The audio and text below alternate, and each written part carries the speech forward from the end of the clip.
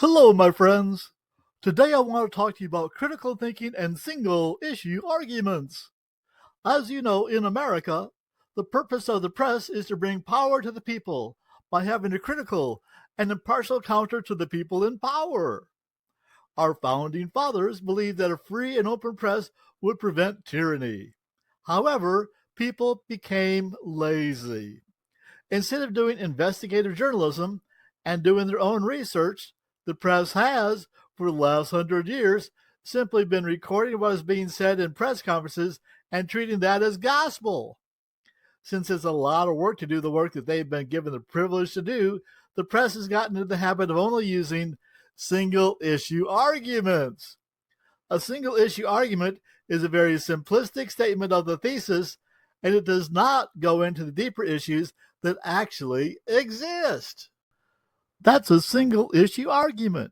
However, it becomes more complicated. Ukraine is one of the most corrupt nations in the world.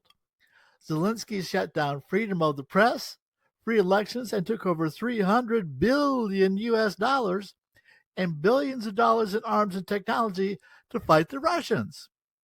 At one point, it appeared that the sole purpose of the war was to get more money from the United States taxpayers than to actually come to a peace accord. President Biden, Nancy Pelosi, and several other key lawmakers received huge kickbacks of millions of dollars of that money. Instead of fighting a war for democracy, it appears it was just a giant money laundering scheme.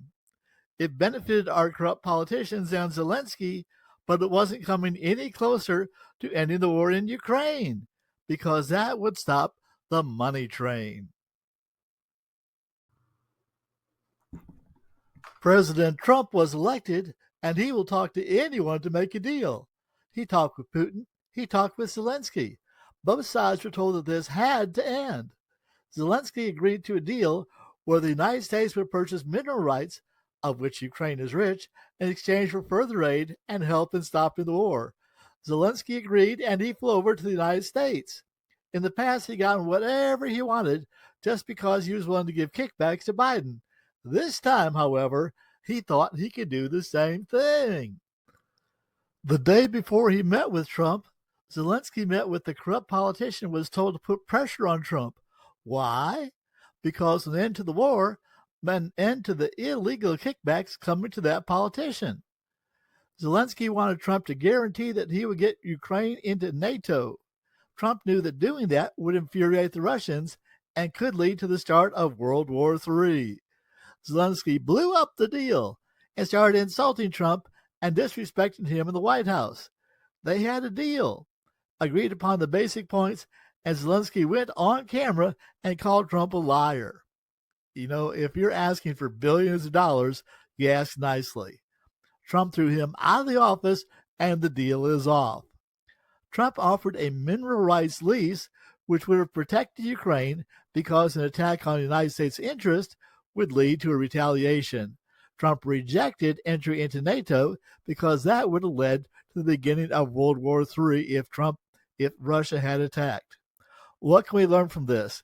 Don't trust anything that the news tells you unless you can verify it from multiple sources that are reputable.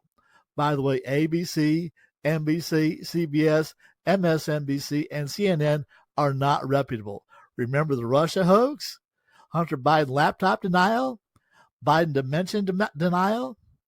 Verify the truth from independent sources and make up your own mind. A single issue argument is a simplification of a larger, more complex problem. Be safe out there, my friends. Don't trust the news. They're lying to you. Don't trust the politicians. They're lying to you. Trust yourself, but only if you can verify your own resources.